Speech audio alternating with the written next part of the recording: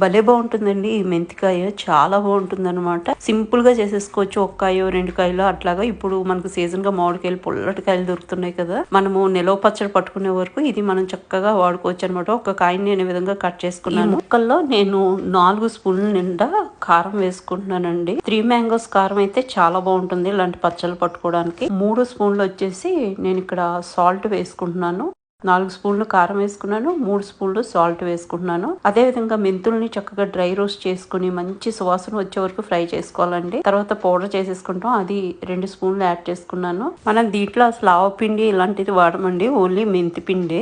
చేతితో మనం చక్కగా ముక్కలన్నిటిని రబ్ చేస్తూ మసాలా దానికి పట్టేలాగా మిక్స్ చేసుకుంటాం అనమాట. ఈ లోపం ఆయిల్ ని కాసుకొని పెట్టేసుకుంటామండి. ఆయిల్ లో నేను కచ్చబచ్చ దంచుకున్న వెల్లుల్లి డబ్బులు, 1 టీ స్పూన్ ఆవాలు, 1 టీ స్పూన్ జీలకర్ర, అదేవిధంగా కొద్దిగా ఒక 5-6 గింజలు మెంతి గింజలు వేసుకుని చక్కగా ఫ్రై చేసేసుకుని ఇదంతా కలుపుకునే లోపు, ఈ ప్రాసెస్ అయ్యే లోపు అది చల్లారి ఉంటుందండి.